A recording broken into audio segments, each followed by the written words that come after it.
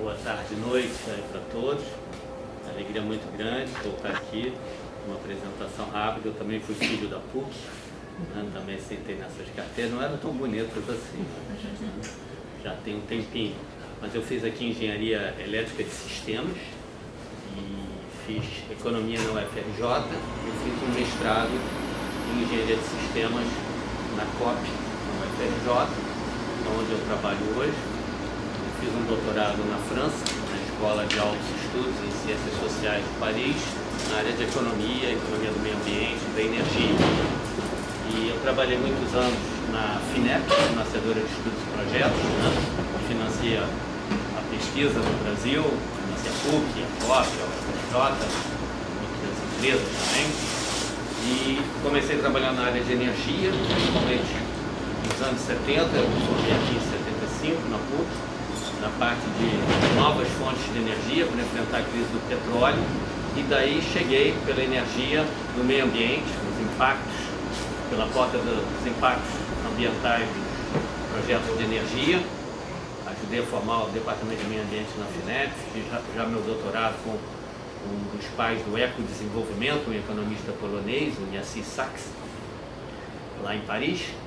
E depois, voltando, fiquei mais alguns anos na FINEP, comecei a dar aula nesse mestrado da COP, que foi criado em 79, sobre planejamento energético, que aí já era interdisciplinar, pegando economistas e engenheiros principalmente, e fui convidado em 88 aí para lá para criar um mestrado e doutorado em meio ambiente, né? E aí nós criamos na COP mestrado e doutorado em planejamento ambiental, junto com o planejamento energético, mas aberto também para que o pessoal da engenharia química, civil, oceânica, metalúrgica, mecânica, das várias áreas da COP, das engenharias, fizessem o que os anglo-saxões chamam de um minor em meio ambiente, né, cursando duas disciplinas conosco, essa que o Bernardo citou, fiquei muito feliz dele lembrar ainda disso, né, que é justamente, como vocês viram, uma tentativa de abrir os horizontes para a interdisciplinariedade dentro de uma casa, né, de engenheiros, né, altamente especializados. Então, a minha trajetória tem sido muito nessa área de energia e meio ambiente, essa interface, e na universidade pude decolar rumo a áreas puramente ambientais e comecei a trabalhar em mudanças climáticas em 89. A primeira vez que eu ouvi falar de um assunto foi um cara muito velho lá nos Estados Unidos, que mais tarde, quando eu descobri quem era, voltei lá em San Diego, do Scripps Institute of Oceanography, e perguntei por ele, me disseram, ali, era o nome do prédio. Então, o Roger Revelle foi o cara que começou a medir a concentração de CO2 na atmosfera, fez um relatório para o Congresso americano nos anos 50, alertando sobre o problema. Mas, enfim, mas quando ele falou, eu achei que ele já estava caducando, que não era interessante.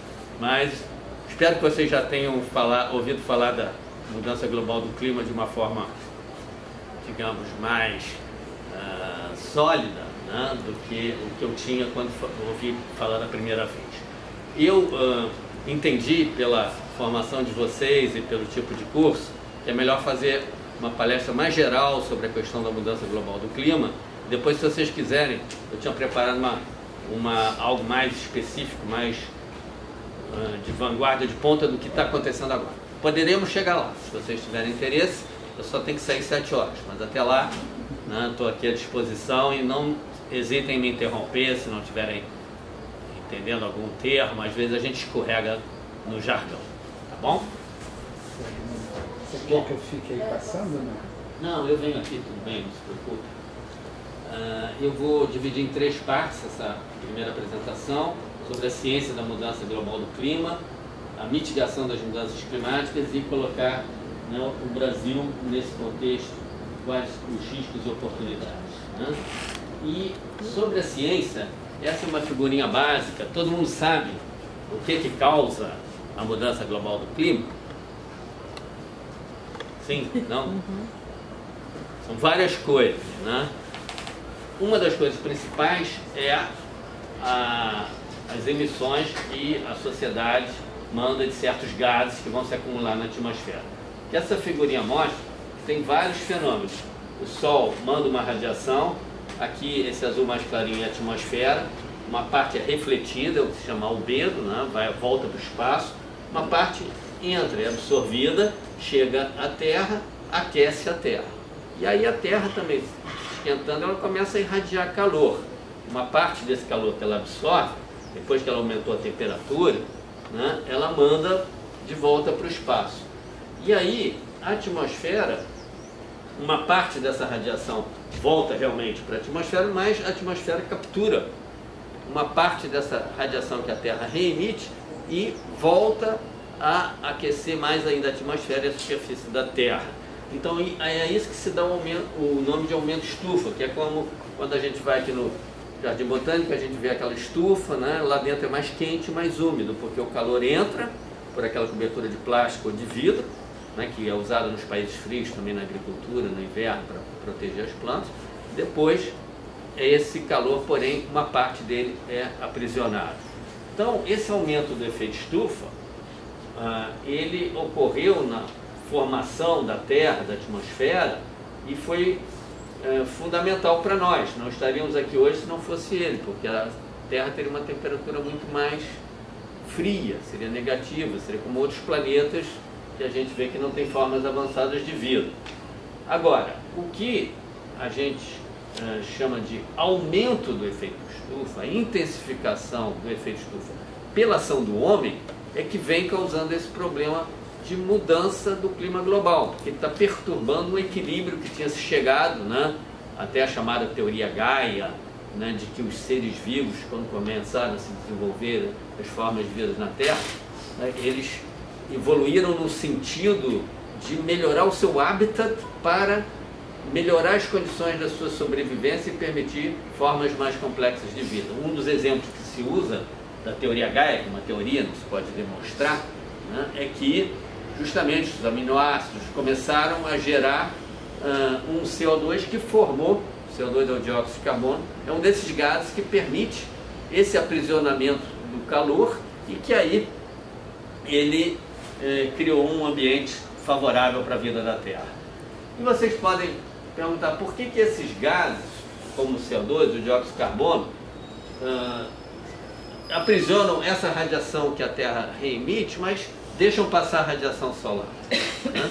E na verdade é porque, né, naquela estrutura molecular, mesmo aquele modelo do átomo Rutherford Bott super simplificado, que a gente já sabe hoje que tem várias outras partículas, a gente lembra, todo mundo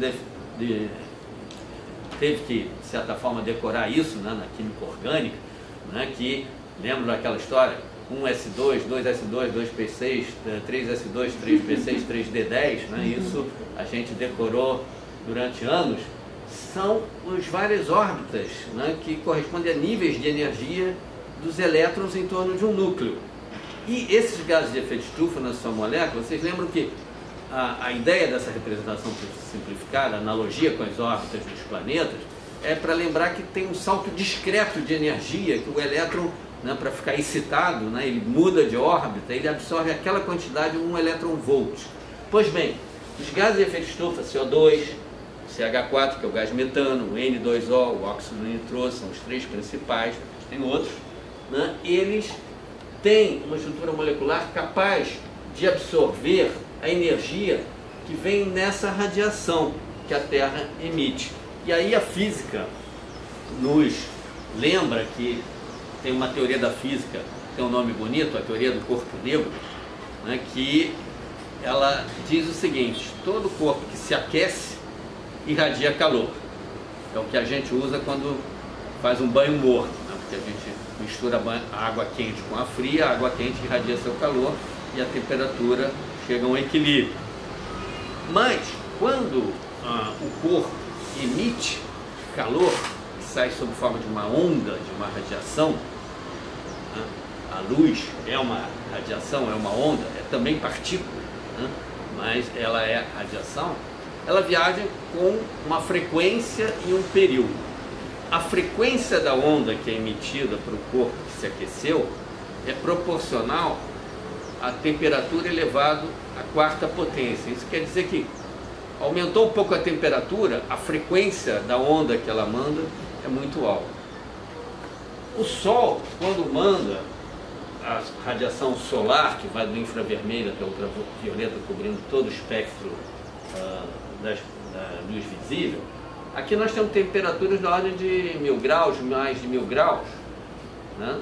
E aí a frequência dessas ondas, mesmo que a gente chama de infravermelho, que é a mais baixa frequência ainda que a frequência do vermelho, né? Lembrando que o roxo é a mais alta frequência, depois vem o ultravioleta. Mas mesmo o infravermelho que o Sol emite é uma onda com uma frequência muito maior do que a onda que a Terra manda.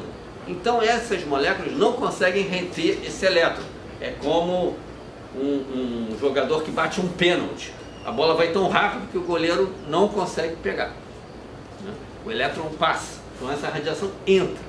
Mas essa radiação que a Terra reemite, né, vai mais uma frequência mais baixa, que é exatamente, né, é como o artilheiro perna de pau que bate mal o pênalti fraquinho, o goleiro pega e aprisiona, né? Então, por isso que esses gases têm essa característica. E com isso a gente tem uma ação do homem aqui na emissão desses gases. Vamos ver agora como que e por que esses gases são emitidos, que altera esse equilíbrio que foi formado na formação do planeta e da atmosfera. Bem, então, resumindo, eu falei, o efeito estufa, por analogia com as estufas, é um fenômeno natural que já ocorria independentemente da ação do homem, causada pela presença desses gases ditos de efeito estufa na atmosfera. Graças a ele é que estamos aqui, e que a temperatura da Terra, tirando uma média em cerca de 15 graus, ao invés de menos 17, e senão a gente estaria coberto de gelo com temperaturas próximas à da Lua.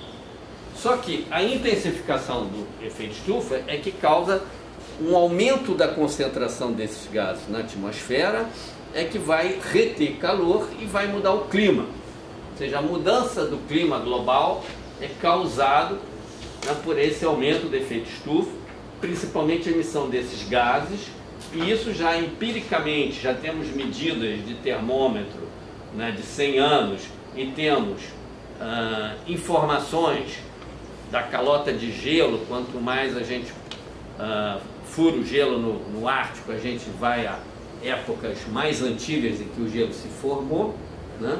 E aí a gente sabe datar isso com carbono radioativo, carbono 14, como a gente faz para arqueologia.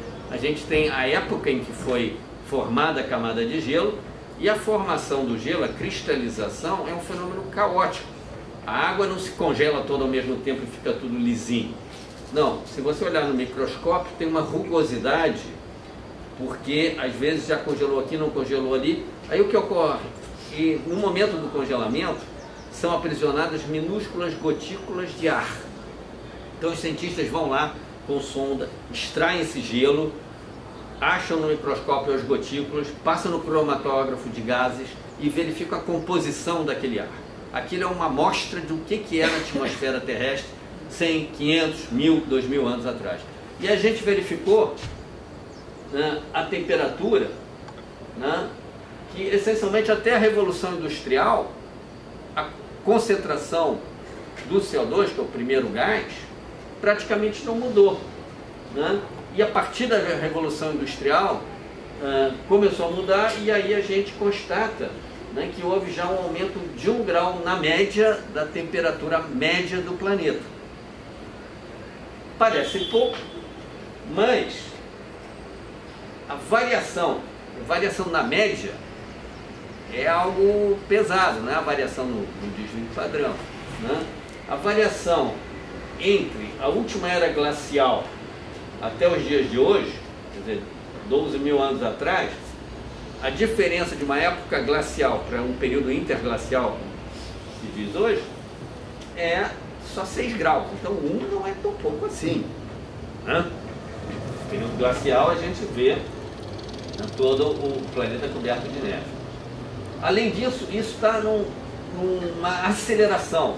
A última década, né, do século XX, a primeira década do século XXI, agora a segunda década, são as décadas mais quentes, né? E todos os cenários que são feitos são de que a temperatura continue a crescer ao longo de todo este século, sendo o mais otimista possível, poderia ainda se limitar esse aumento a 1,5 grau, mas nós já aumentou 1 grau, isso é praticamente impossível.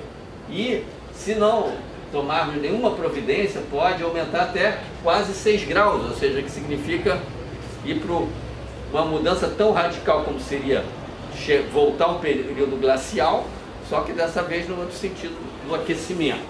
Então, é um fenômeno que a gente está brincando literalmente com fogo. Nós estamos brincando de aprendizes de feiticeiro num equilíbrio muito mais amplo, né? Então a gente tem aqui os principais gases, CO2, né, o metano e o óxido nitroso. Essa é uma dos últimos 10 mil anos, uma escala logarítmica, então vai muito rápido, 10, 5, né? Aí a gente vê que estava mais ou menos constante a concentração desses 3 gases na atmosfera. Aí chega nesse último período aqui, aí dá um zoom, né, que são justamente 1800 até 2000 e pouco. Vocês veem que com a Revolução Industrial começou a aumentar a concentração em partes por milhão na atmosfera, que é a unidade, porque a atmosfera, como a gente sabe, é formada de 78% de nitrogênio, 21% de oxigênio, que já dá 99%. Então 1% é muito pouco, na verdade, mas é que nem o termostato do aparelho de ar-condicionado. Esses gases, apesar de serem uma quantidade muito pequena, são eles que, com esse mecanismo de captura do calor, regulam a temperatura do planeta. Então, a unidade é partes por milhão em volume, né?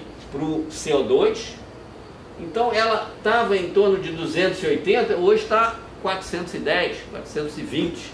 Então, aumentou 50%, aumentou 140, que é a metade de 280. Então, esse aumento não é um aumentozinho, é um aumento da metade do que tinha no equilíbrio. Por isso que há uma influência tão grande no clima. Da mesma forma, os outros 2 gases, metano e óxido nitroso, também aumentaram.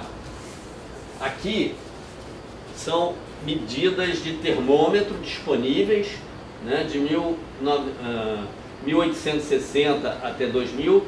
Essa é a média no período de 1960 a 90.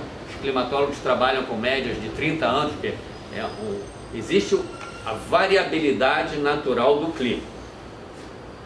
Este inverno não está sendo igual ao do ano passado. Este verão não vai ser igual ao do ano passado. Tudo bem, isso é normal, não tem nada de efeito estufa e ação do homem nisso. Então, variava em torno de uma certa média. O problema é que agora essa média está aumentando. Continua a variar, mas em torno de médias muito maiores. Então esse é o problema. Então, vê-se que nitidamente a tendência, né, da média é um crescimento pronunciado. Bem, mas os chamados negacionistas climáticos, em alguns momentos, começaram a dizer o seguinte: não está aumentando a temperatura. Aí os cientistas foram lá e mostraram esses gráficos e comprovaram que, né, está aumentando. Aí alguns cientistas negacionistas disseram: sim, aumenta, mas não é por causa da ação humana, tem outros fenômenos. Realmente tem outros fenômenos. Aqui estão alguns deles. Aqui está o eixo vertical 0, para cá que esquenta, está em vermelho. Para cá, menos 1, menos 2 graus seria o efeito em azul de outros fenômenos que resfriam a Terra. Por exemplo, aerossóis, né? O homem também emite óxido de enxofre, óxido de nitrogênio, que depois geram aerossóis. São poluentes que esses, ao contrário dos gases de efeito estufa, bloqueiam a radiação incidente. Então eles esfriam. Aí, obviamente, que vocês já estão pensando na solução ótima, né? Vamos poluir mais ainda com aerossóis para resolver o problema do aquecimento, que um vai neutralizar o outro, certo? Errado. Infelizmente não dá, porque os aerossóis ficam na atmosfera 10, 15 anos. O CO2 fica mais de 100, 200, 300 anos. Então o tempo de residência dos gases na atmosfera, né, varia. Então existe um efeito de resfriamento pelos aerossóis, que estão diminuindo as emissões, contrariamente aos gases de efeito estufa, que continuam aumentando, como óxido de enxofre, óxido de nitrogênio geram chuvas ácidas, poluição atmosférica urbana, né? Os chineses, que emitem muito aerossol devido ao fato que a sua matriz energética é com base em carvão mineral, que tem muito enxofre, né? E uma das consequências disso, além da chuva ácida, é a poluição atmosférica urbana. Então a China, não por causa do efeito estufa, por causa da poluição de Beijing e das principais cidades, está diminuindo e está instalando filtros. Aerossóis, a gente tem filtros que encarecem nas termoelétricas que geram eletricidade a carvão, mas ainda dá para viabilizar. O CO2 ainda não temos filtros que capturem o CO2 nos carros ou das centrais térmicas que geram energia elétrica. Os nossos carros todos são equipados de catalisadores, chamado, né, o sistema triplo de catalisadores, né, que diminui bastante as emissões de monóxido de carbono, de material particulado, de óxidos de nitrogênio e enxofre, mas não do dióxido do carbono. Esse não é retido pelas reações químicas desses catalisadores e é emanado para a atmosfera. Então, esse fenômeno contribui a esfriar. Depois tem o ozônio, o vapor d'água. O vapor d'água é o maior gás de efeito estufa, as nuvens. Quem já morou em clima frio sabe que no inverno não tem nenhuma nuvem, você está lascado, tem que botar todos os casacos que você tiver. Quando está nublado, as nuvens atenuam o frio. Então, só que o vapor d'água praticamente não muda. O vapor d'água é aquele, né? Não está sendo emitido pelo homem. O ciclo da água é um ciclo fechado, o ciclo do oxigênio, né? E tem outros, a variação da radiação solar. O Sol está mandando mais calor. Tem a inclinação do eixo da Terra em relação à órbita que ela descreve em relação ao Sol, faz com que, com uma variação que tem muito pequena, tem uma maior exposição da superfície da Terra ao Sol, aí tem mais radiação solar que entra e aquece um pouco mais.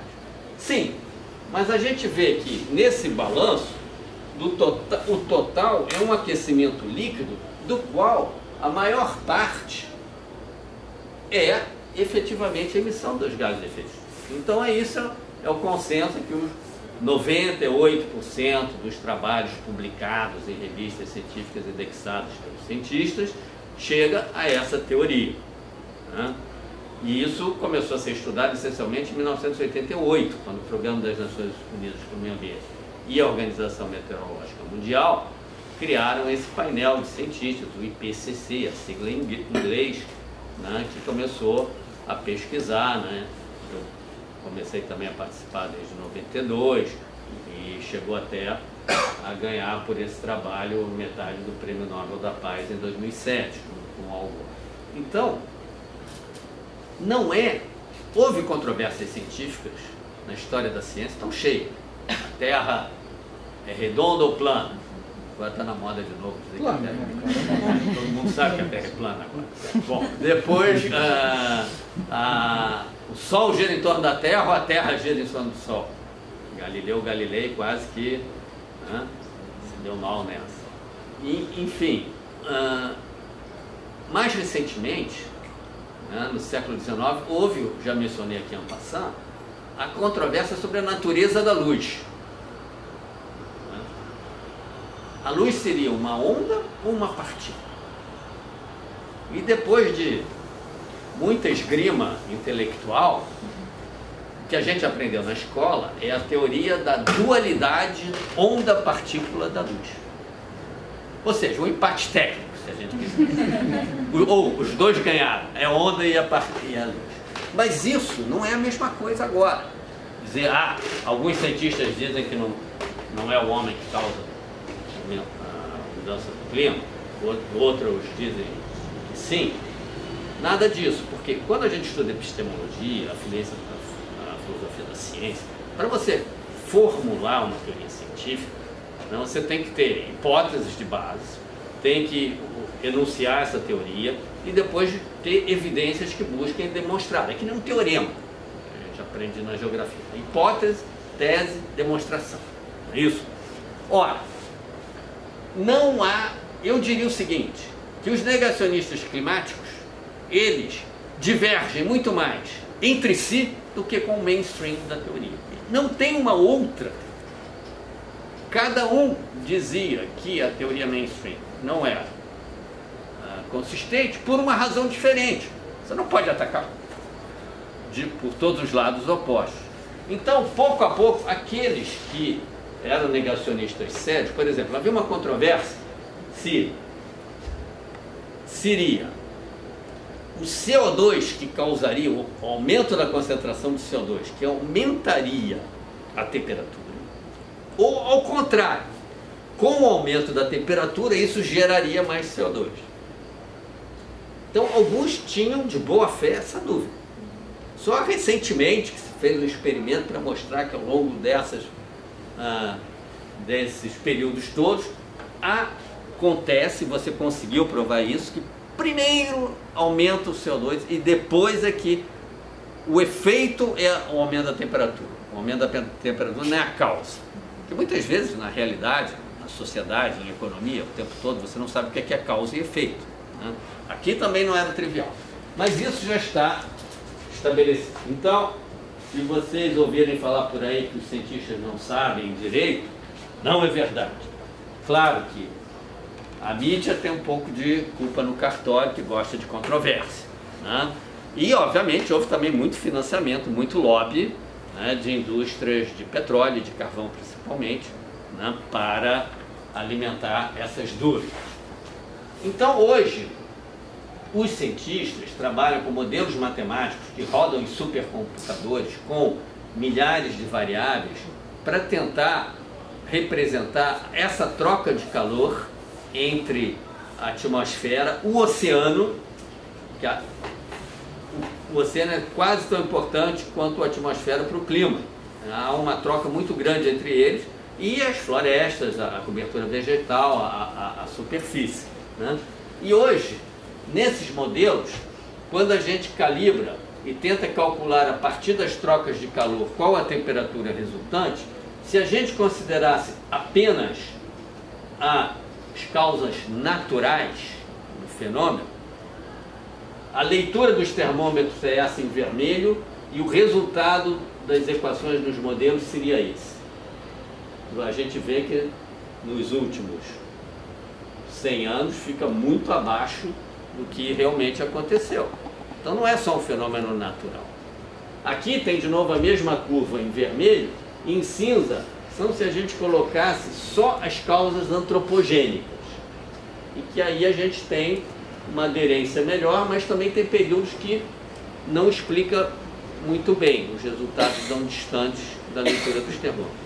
Quando você entra no modelo matemático com os fenômenos naturais e as emissões do homem, é aí que a gente tem um ajuste melhor. Então isso é uma evidência, não é uma demonstração empírica, porque isso não é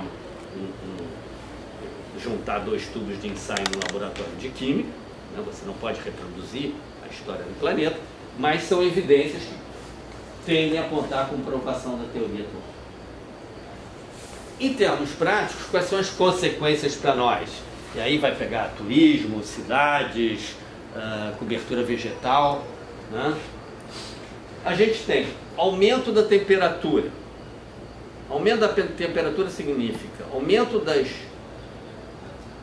médias da temperatura média, ao menos que você vai dando um zoom e chegando numa região, a incerteza aumenta enormemente. Não sei se vocês viram aquele filme O Dia de Amanhã. O Dia Depois de Amanhã. O Dia Depois de Amanhã. Né? Em que é uma ficção científica que mostra Nova York gelada, tudo coberto por causa da mudança do clima. E aí a gente pode, poxa, mas você está falando de aquecimento? Então, essa interação com os oceanos, a ilustração mais interessante, mais clara disso, é a corrente do México, a corrente do Gulf Stream, que é uma corrente de água quente, né, que das costas do México vai para o Atlântico Norte. E se você olha a Europa do Norte e o Canadá, eles estão no planisfério, né, no globo terrestre, na mesma latitude. Né? Deveriam ter um clima relativamente semelhante. No entanto, o clima da Europa do Norte, apesar de para nós brasileiros ser muito frio, é um passeio no parque comparado com o clima miserável do Canadá, que tem o mês de agosto e 11 meses de desgraça de inverno gelado. Por quê? Porque a Europa do Norte se beneficia da corrente de água quente. A corrente de água quente do Golfo pode diminuir de intensidade e até mesmo ser eliminada por essa perturbação da mudança global do clima. Entendeu? Vejam o que está acontecendo no Pacífico. Tem um fenômeno El Niño, que de vez em quando arrefecia essa corrente lá no Oceano Pacífico, que chega até a costa ocidental na América do Sul, né? E que tem como impacto na América do Sul, né, mais chuvas na parte sul do continente e mais seca na parte norte da América do Sul. Com a mudança global do clima, a frequência do El Niño, ou seja, o número de anos que ele aparece, aumenta o número de episódios, e a intensidade de cada um, a magnitude do El Niño é maior.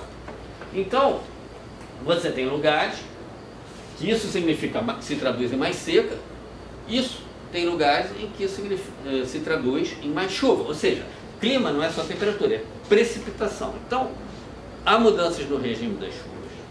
Muitas vezes a mudança em que a média não muda, mas aumenta o desvio padrão, ou seja, eu passo a ter menos dias de chuva, mas nesses dias de chuva, tem chuva mais intensa, mais forte, de maior volume, aí você está no pior dos mundos. Tem mais dias de seca e mais dias de tempestade com deslizamento de costa, de desabamento de barracos, etc, etc.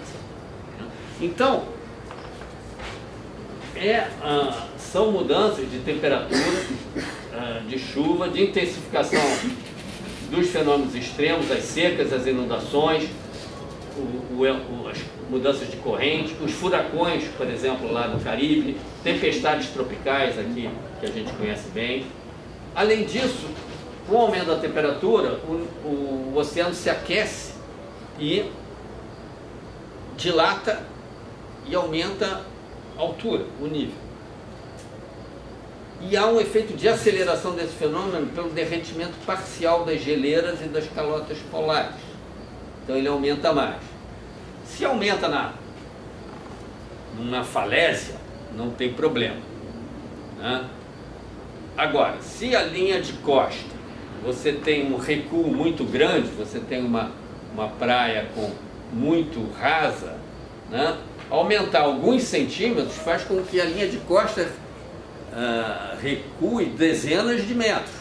E aí põe em perigo a infraestrutura, e o que tem de infraestrutura que a Sociedade Industrial de Consumo fez na beira do mar é uma grandeza.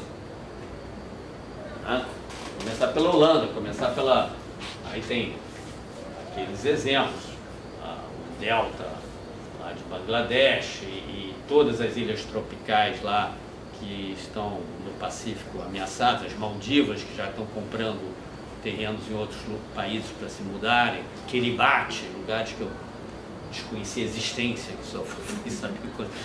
quando começou a ser relatado esse problema, né? E, novamente, nas cidades. Recife tem uma vulnerabilidade à mudança climática tremenda. A gente ajudou até a inserir no plano diretor de Recife uma dimensão de adaptação ao que vai vir, o que já está acontecendo de mudança global do clima. O Rio de Janeiro, na Baixada de Jacarepaguá, a Baixada Fluminense, nós temos hotspots. No caso do Brasil, eu diria, agricultores familiares no semiárido, o polígono nas secas tende a aumentar. Lá no Nordeste, quando você já tem esse problema de concentração da chuva só em 3 meses do ano, né, isso tende a piorar. E o semiárido nordestino tem 30 milhões de pessoas. Então, não é como o deserto do Saara, que não tem ninguém lá. Então, a questão do pequeno produtor no Nordeste é talvez um dos pontos mais sérios de vulnerabilidade no Brasil, além da população de baixa renda em habitações precárias nos grandes centros urbanos, que eu já mencionei. Depois, na saúde, a gente tem doenças que são passíveis de transmissão por vetores, como mosquitos. Quando muda o hábitat desses vetores, com a temperatura, com a umidade mudando, então começa, por exemplo, a aparecer mosquito em área que antes era muito fria. Aí começa a ter dengue, febre amarela, zika, etc. Depois, perda de áreas agricultáveis. Mas a agricultura, eu diria, ela pode se defender, porque a agricultura hoje em dia é agroindústria, o homem maneja, né, o solo, inclusive, né, já pode se produzir agricultura sem solo, atualmente. Mas você pode adaptar espécies, variedades, melhorar sementes, fazer hibridismo, ter até engenharia genética, ter espécies mais adaptadas para um novo clima, mudar de regiões. Agora, e os ecossistemas naturais? Dirão alguns, sempre se adaptaram a essas mudanças que já houve, período glacial, período interglacial. Sim, mas essas mudanças foram feitas num espaço de 10 mil anos. Nunca houve uma mudança em 200 anos como a gente está com. Então a velocidade, o gradiente da mudança é muito alto. Então não tem como. A floresta da Amazônia, por exemplo, é um conjunto de ecossistemas muito frágeis que terá uma vulnerabilidade enorme à mudança global do clima. Vulnerabilidade é maior ainda a ação predatória que o homem está fazendo a curto prazo. Mas se sobrar alguma coisa disso, depois vai ter problemas também com a mudança global do clima. O século XXI é dito como o século da crise da água. Já estamos vendo problemas de suprimento de água doce potável para grandes centros urbanos. O Brasil tem uma disponibilidade hídrica enorme, mas é aquela história, média, né? Muito influenciada pelas bacias hidrológicas na Amazônia, etc. Mas tem regiões, a gente já viu isso aqui em Rio, São Paulo, Brasília, os grandes centros urbanos, nessa concentração demográfica que foi criada, que tem problemas de abastecimento hídrico. E a praga, o flagelo do século XXI, as migrações, né? Não por culpa dos migrantes, mas enfim, a crise que é o sintoma é a migração, tende a se acirrar. Temos agora refugiados também, não só por causa das guerras e problemas políticos, mas também por causa da mudança do clima.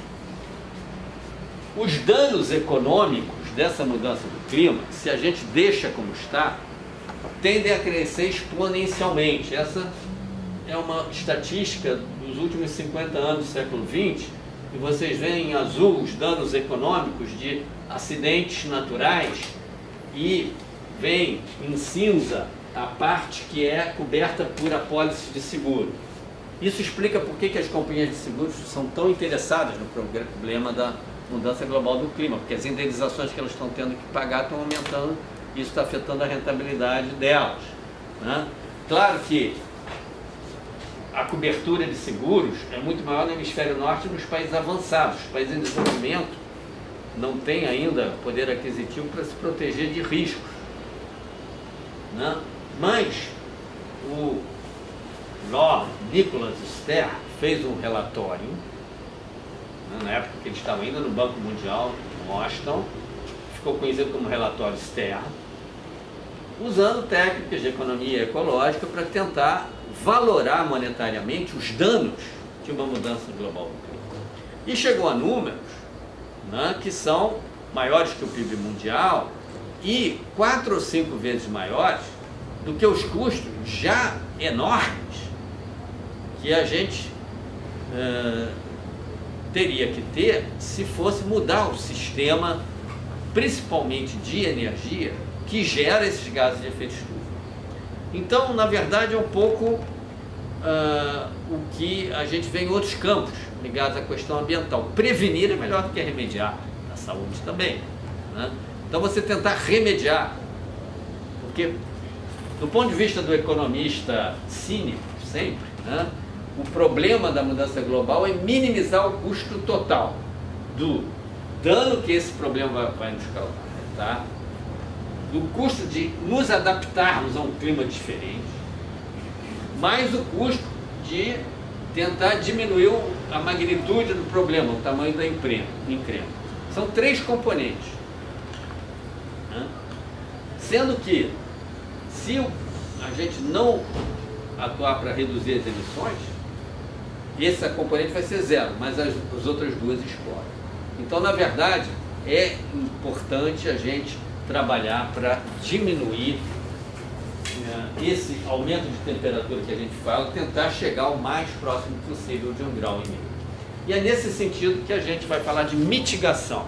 Diferentemente de outras áreas ambientais, e mesmo na noção normal em português, mitigação significa atenuação, atenuar, reduzir, né, os danos. Por exemplo, medidas mitigadoras de um projeto, um estudo de impacto ambiental.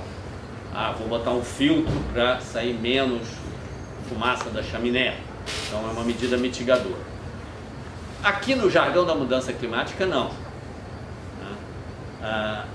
A gente usa a mitigação, na verdade, não é das mudanças climáticas. Isso daqui é para abreviar, mas é a mitigação das emissões dos gases de efeito estufa que causam as mudanças climáticas. Então a mitigação é agir na causa. Então, o que o relatório Stern mostrou é que a gente tem que trabalhar sobre a causa também, né? Temos que trabalhar em adaptação, não temos escolha.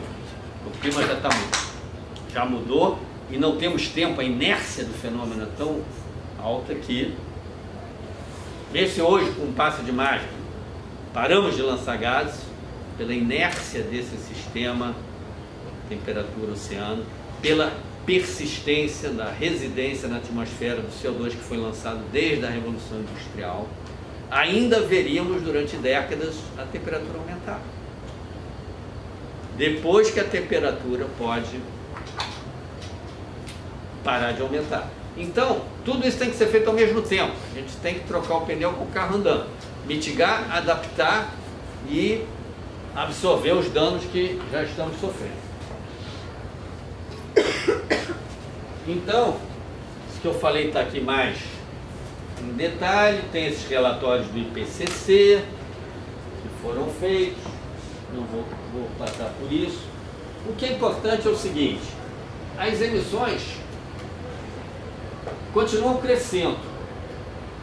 Teve agora uma leve esperança, né, quando em 2014, pela primeira vez, nós tivemos um ano em que a economia mundial cresceu e o total das emissões de gases de efeito estufa não cresceu, caiu um pouquinho. Pela primeira vez. E aí a gente disse, puxa, será que estamos conseguindo crescer a riqueza sem piorar tanto o clima? Mas na verdade foi uma leve pausa e os últimos anos já voltou a aumentar as emissões. Está diminuindo a taxa de crescimento devido a ações principalmente que a China está tomando, né? E outros países também. A queda do desmatamento no Brasil também foi muito importante, por exemplo. Não vão falar sobre isso. Mas não é na velocidade necessária como a gente vai mostrar. Porque enquanto estiver aumentando, vai aumentar a quantidade de gases de efeito estufa falar, vai aumentar a quantidade de calor que eles retêm e vai aumentar a temperatura. Então, o que a gente está querendo, se já aumentou mais de 1 grau e queremos parar 1,5, né, frear isso fortemente, uma freada brusca. Né? Claro que dirão também, né, os terceiro-mundistas, a culpa não é nossa, a culpa é dos Estados Unidos, da Inglaterra, da Alemanha, que estão queimando carvão desde o século XIX. Sim, é verdade. A culpa é maior deles. Mas, de uns 10 anos para cá, depois que a China emergiu como grande potência econômica mundial, se você somar a emissão anual de todos os países em desenvolvimento, já dá maior do que a emissão dos países desenvolvidos. Então eles têm uma responsabilidade histórica muito maior. Mas nós também temos uma responsabilidade, porque se os países desenvolvidos parassem de emitir e a gente continuasse a emitir do mesmo jeito, não conseguiríamos resolver o problema. Então, já que hoje já mais da metade. Então, o princípio da Convenção do Clima é o princípio da responsabilidade comum mais diferenciada. Se reconhece, a Convenção do Clima assinada na Rio 92, os países ditos do anexo 1, que são os países ricos da OCDE, essencialmente, são mais responsáveis historicamente. E tem que ajudar os países em desenvolvimento, que também tem que fazer seus esforços. Então, aqui estão alguns números sobre isso.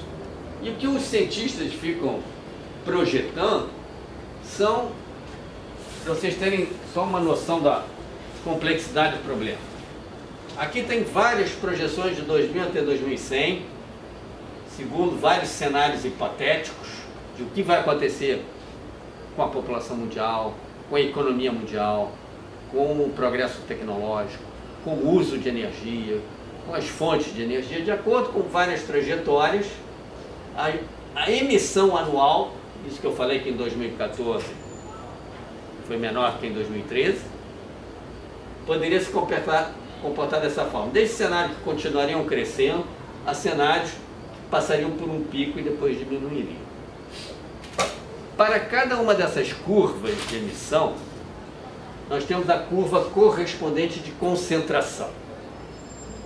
Por quê? Você emite. O que é que acontece quando o homem emite?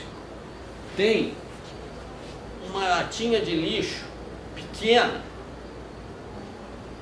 que recolhe uma parte desse lixo que o homem lança na atmosfera, que é o oceano. O oceano absorve cerca de 10% do CO2 que o homem lança. Sendo que, como a gente vai ver, o tamanho da lata de lixo está diminuindo. A capacidade dele de reter carbono diminui. E cada vez que a gente lança, o que os oceanos não absorvem, vai aumentando, como se fosse, né, o nível de um copo que você vai enchendo com a garrafa. Tem um furinho embaixo, que é o oceano, que tira uma parte dessa água, mas não tira tudo. Aí o nível da água no copo vai subindo. Então, essa é a concentração. Em função da concentração, em função das emissões de óxido de enxofre que causam os aerossóis, como eu disse, estão diminuindo, aí você conta, isso esquenta, isso esfria a atmosfera. Aí você tem uma curva do que vai acontecer com a temperatura. Então reparem que a temperatura, o cenário mais radical aqui de corte de emissões, né, esse verdinho aqui, que dá um pico aqui por volta de 2040 e depois cai para chegar quase zero em 2100, a concentração começa a ficar mais estável, mas a temperatura chegaria no final do século a algo em torno de 2 graus. Depois desses cenários, o último relatório do IPCC sobre 1,5 grau, né, mostra que se a gente quiser chegar em 1,5 grau, tem que ser uma curva ainda mais radical do que essa verde, em termos de frear o crescimento das emissões, estabilizá-las e depois fazê-las cair para zero. Por que 1,5 grau? Porque aquele lado dos danos e das adaptações não é assim: 1 grau, 1 impacto, 2 graus, 2 vezes mais impacto, 3 graus, 3 vezes mais impacto. Não, é assim, vai mais ou menos linear o crescimento dos impactos até 1,5 grau, 2 graus. A partir daí, o dano aumenta muito rapidamente. Começa o dano de 3 graus é mais do que 3 vezes o dano do aumento de 1 grau. Né? Porque tem fenômenos de realimentação, né? Fenômenos por exemplo, começa a degelar a tundra lá no Ártico, começa a liberar metano que estava lá na Sibéria, e o metano vai aquecer ainda mais, aí vai degelar cada vez mais. Ou seja, tem fenômenos, né, de avalanches, de bola de neve, né, que vão agravando exponencialmente. Aí os danos explodem. Então a gente precisa, só para vocês terem uma ideia disso, depois, em função do aumento da temperatura, aí tem cenários do aumento do nível do mar. Os números, dependem das hipóteses, toda hora estão sendo revistos, mas a cara das curvas é sempre essa. A inércia do sistema, que eu me referi há pouco, é tão grande que, se eu consigo, agora numa escala de 1000 anos, ter um pico das emissões agora, 2040, 2050, e depois diminuir as emissões, as concentrações vão demorar 50 a 300 anos para se estabilizar, se eu tiver um pico nos próximos 80 anos. A temperatura vai demorar alguns séculos para parar de crescer, e o aumento do nível do mar, você precisa viver mais do que 1000 anos, cerrar os Seixas para poder ver o oceano parar de subir. Ou seja, assim como a gente não vê, não percebe o fenômeno, é invisível e a olho nu você não vê, assim como para aumentar houve uma inércia, houve uma lentidão, para diminuir também vai ter essa lentidão. Por isso que a questão, em 92, quando houve a convenção aqui, o IPCC estava começando a estudar. A gente não tinha essa clareza que a gente tem hoje dos danos e da causa ser humana. Mesmo assim, os chefes de Estado assinaram um acordo que era um pouco como comprar uma pólice de seguro. Você detesta pagar aquele custo. Agora você torce desesperadamente para não ter que usar aquilo. Você só gosta que o dia que teve o acidente você diz: graças a Deus eu tinha o seguro. Bush pai, até o final, praticamente na véspera, não sei se vocês lembram, ele não vinha na Rio 93. E dizia que era prematuro assinar uma convenção do clima. Dizia que, na verdade, a gente tinha que esperar a ciência evoluir e que, com o progresso técnico, né, a ciência encontraria respostas para o problema. Mas na última hora ele pegou o avião, veio aqui, assinou e foi embora no dia seguinte. E veio só para isso. Ou seja, nem Bush pai bancou o risco, né? E hoje a gente vê que teria sido arquitemerário não fazer isso, porque hoje a gente tem toda a certeza que sim.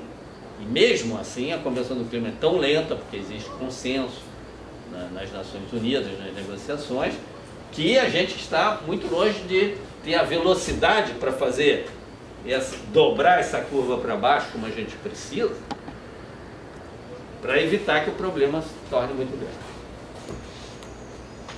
Bom, então a Convenção do Clima já fez, e o IPCC estão trabalhando para tentar diminuir as emissões, estabilizar as concentrações de gases de efeito estufa, né? Isso aqui é o que eu já tinha falado. Agora, como fazer então?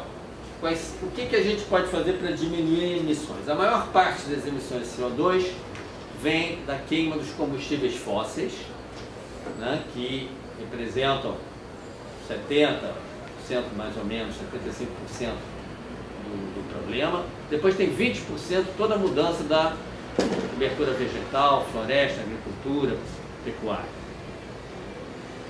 São os grandes emissões. Depois tem outras coisas, aterros de lixo, né, alguns processos industriais em menor escala. Então, qual seria? Não, o que a gente precisa são cenários desse tipo, que dobrem a curva de emissões, estabilizem a concentração em níveis mais baixos, permitam chegar a aumentos de temperatura da ordem de 1,5, 2 graus e que contenham a elevação do nível do mar. A elevação do nível do mar está nessas curvas e na maioria das curvas dos relatórios do IPCC foi subestimado. Na verdade, o mar está subindo mais rápido e os cenários, novos cenários estão corrigindo esses números. Bem, mas como fazer isso então? Então, tem vários cenários possíveis. Por exemplo, se você corta emissões mais rápido, consegue limitar em 2 a 2,5 graus a temperatura, com uma concentração de gases de efeito estufa de 445 a 490, a maior parte disso é CO2, os outros são convertidos no equivalente de CO2, mas como vocês veem, são menos de 1/5, o CO2 é praticamente 80%. Né? Se a gente tivesse conseguido chegar no pico, né, lá em 2014, como a gente pensava, esse cenário a gente já sabe que não está acontecendo, né?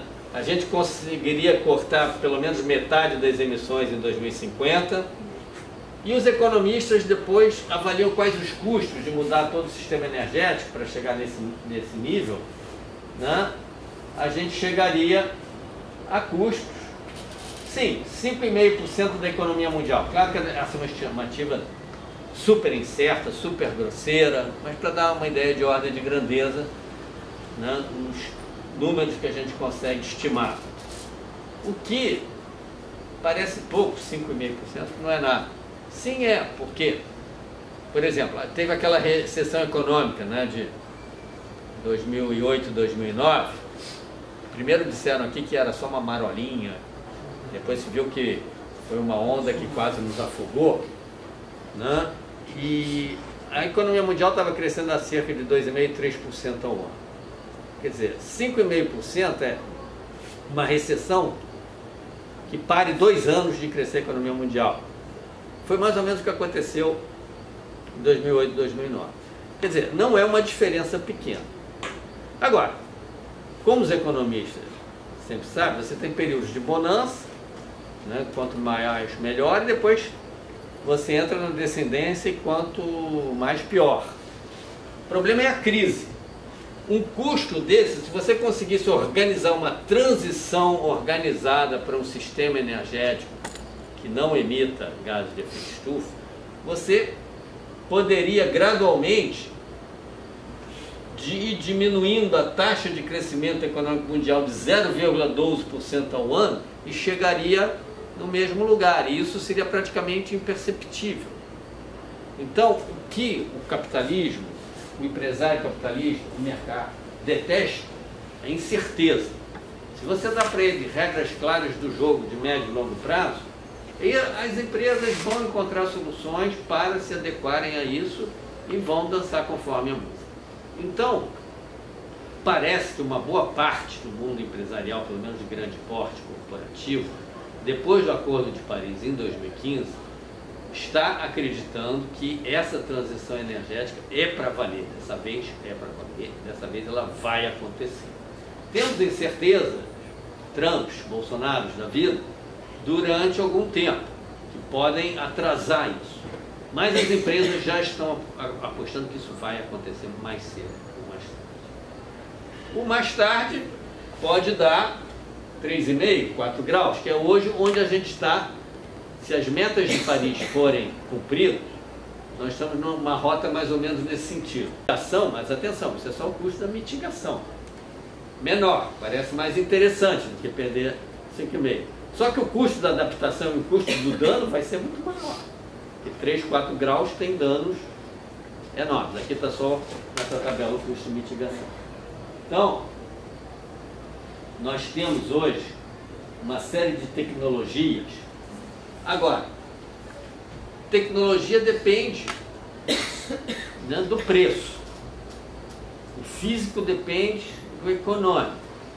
Se a gasolina amanhã passasse a custar R$15 o litro, vocês acham que as emissões iam cair ou iam aumentar da queima de gasolina? Diminuir bastante, porque o pessoal ia dar outro jeito para andar que não fosse gasolina. Da noite para o dia, de novo, não dá, isso seria caríssimo. Mas se você programa, olha, daqui a todo ano vai aumentar R$1 no preço da gasolina durante 20 anos, é outra coisa. Você se programa para isso. Então, em função de quanto a gente precisar emitir, a gente vai ter que penalizar, sinalizar para os agentes econômicos, né, um custo, né, de poluir. E fazer que o mercado aplique não o princípio do poluidor pagador. Você quer poluir? Paga mais. E aí os agentes econômicos, na sua racionalidade de mercado, vão saindo fora dessas opções, desde que haja outras opções, e agora as tecnologias de energia renovável estão ficando disponíveis, estão ficando com preços razoáveis, competitivos ou próximos às tecnologias de combustíveis fósseis.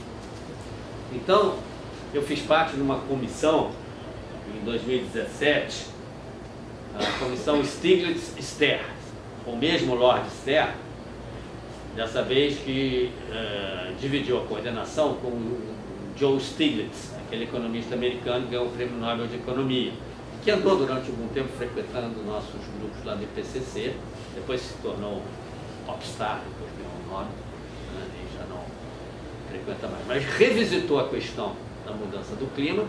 Essa comissão, éramos 10, tínhamos, como sempre, um indiano, um chinês, e eu fui o brasileiro de plantão, o grupo, né? E calculamos qual o preço que você teria que cobrar de quem emitisse 1 tonelada de CO2 para dobrar aquela curva, pelo menos para o Acordo de Paris ser respeitado. E chegamos a números, né, em 2040, dependendo do lugar, porque o dólar vale mais no lugar, tem um poder de compra maior e tal, de 40 a 80 dólares por tonelada de CO2 em 2040 e 50 a 100 dólares em 2050. Já tem muitos países do mundo que têm taxas sobre as emissões de carbono. Tem outros que colocam o preço não através de taxa, mas limitando a cota que as empresas podem emitir e permitindo que elas comprem de outras que têm sobra, o chamado mercado de comercialização de emissões, né, como os créditos de carbono, tem na Europa já há muitos anos. Os países escandinavos já taxam há muito tempo. Recentemente está aumentando, tem esse relatório da comissão Stiglitz-Stern, como ficou conhecido, foi uma iniciativa da ministra do Meio Ambiente francesa, a Ségolène Royal, a mulher do François Hollande, né, que era ministra do Meio Ambiente lá na época, em 2015, junto com o Banco Mundial. E aí criou uma CPLP, Carbon Pricing Leadership Coalition, iniciativa emanada do Acordo de Paris. Todo ano eles publicam um relatório. Sabe quem já está taxando emissão de CO2 agora? México, Chile, África do Sul. Então, já está chegando, né, na nossa churra. Então, há um esforço de forma a preparar os agentes econômicos. Claro que, por enquanto, os preços são muito baixos e se começa com preço baixo. E tem que ser assim. Mas a ideia é que esses preços vão ter que aumentar no futuro, sob pena da gente enfrentar custos de danos muito severos. Teve um furacão em Nova York, teve um segundo furacão em Nova York. O que isso mudou na cabeça assim, foi enorme. Então, esperemos que não ocorra, Deus queira que não, mas infelizmente a ciência nos diz que coisas desse tipo vão ocorrer com mais frequência. Então, vai chegar um momento em que a ficha vai cair e vai se ter que enfrentar isso para valer. Quanto mais cedo isso acontecer, menor o dano e menor o custo para nós. Então, passar pelo que eu já falei, o que a gente pode fazer? Biocombustíveis, fontes renováveis de energia elétrica, solar e eólica. Aí a gente calcula o potencial, quanto que pode entrar, quanto que a indústria tem capacidade de fazer de equipamentos e pode entrar no mundo. Começa a fazer essa calculeira de acordo com várias hipóteses, vários cenários, né? Mesmo nuclear, apesar de seus inconvenientes, né, pode estar conhecendo um renascimento em alguns países, apesar do risco dos resíduos, né? A China está investindo, né, por exemplo, em energia nuclear, que não emite gases de efeito estufa. Mas enfim, aí a gente soma a contribuição das várias fontes para dizer o que fazer. Hoje a tecnologia de energias renováveis avançou bastante, a gente sabe o que fazer, já não é tão caro assim. Como fazer? É colocando um preço nas energias fósseis, uma taxa ou uma cota de restrição de emissões. E antes de mais nada, cortando os subsídios, que aqui estamos num país que se oferece subsídios generosos, né, para os combustíveis fósseis. Fizemos agora um estudo para a Climate Transparency Initiative, foi apresentado na reunião do G20, From Brown to Green, do marrom para o verde. Aí nós calculamos, cada centro de pesquisa fez os países do G20, né, o cálculo. Fizemos para o Brasil. Quanto que a gente está subsidiando o uso de gasolina? Há pouco tempo atrás, em nome de combater a inflação, se congelou o preço do óleo diesel, da gasolina na bomba. Não resolveu a inflação, não resolveu a recessão e criou um baita problemaço na Petrobras, entre outros mais graves, né, que contribuiu para a derrocada da Petrobras. E aí, quando o governo quis aumentar o preço do óleo diesel, o que aconteceu? Greve geral de caminhoneiros paralisando o país. Quer dizer, tudo ao contrário do que se devia fazer. Então a gente sabe o que fazer e como, e tem o quando é ontem, né, ou anteontem. E aqui tem muita gente da área florestal. Ações na área florestal são fundamentais. Em todas as contas que a gente vai falar do Brasil. Quer dizer, bom, primeira vez que eu falei sobre florestas e clima foi numa reunião da FAO latino-americana em Itajubá, no início dos anos 90, quase saí apedrejado da sala. Eu disse, como você ousa vir dizer que as florestas precisam de dinheiro para reduzir aumento da temperatura? As florestas são um valor de per se, elas dão serviços ambientais. Tudo bem, a gente sabe disso. No entanto, quer dizer, existem N razões antes da razão do clima para a gente preservar florestas e replantar florestas. Não há dúvida. Mas infelizmente, até hoje a floresta é o primo pobre nas Nações Unidas. Chegou em 92, o Itamaraty vetou a Convenção de Florestas que ia ter. A Convenção de Biodiversidade pergunta quanta grana tem comparado com a questão do clima. Então, é um gancho importante, sim, né, de trabalhar essa questão, porque dentre todos os benefícios, serviços ecossistema, recursos hídricos, o clima local, há também um benefício global. E, comparado com as opções do sistema energético, são muito mais baratas. Então, nós devemos estar plantando árvores, recompondo espécies nativas, O Bernardo sabe exatamente dizer onde, como, e é melhor fazer isso, né? O mais rapidamente possível. E no Brasil, a gente vai ver, apesar da gente ter cortado fortemente o desmatamento, qualquer cenário que a gente faz para frente, onde que você evita mais emissões e reduz mais emissões, continua sendo na agricultura, floresta e uso do solo. É fundamental começar por aí. Até porque a gente já tem N outras razões antes para fazer isso, né? Então, nós temos um potencial imenso, hein? Só para calibrar, a gente tem até as 7 aqui, porque tem outra aula. Então, praticamente, estou terminando aqui. O Brasil se comprometeu em Copenhague, né, com esses objetivos aqui, de chegar nesse total de emissões. A gente estava emitindo 2,2 bilhões e chegaria em 2020 1,7. E agora? O Brasil começou a tomar uma série de medidas, criou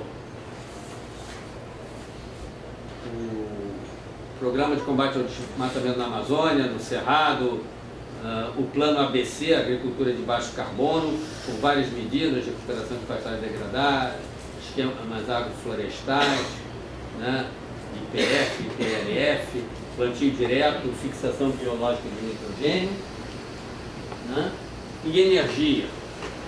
Tem uma contribuição de aumento da eficiência energética, o etanol de cana, o biodiesel, a hidroeletricidade, outras renováveis, processos industriais, resíduos, plantio de florestas de espécies homogêneas e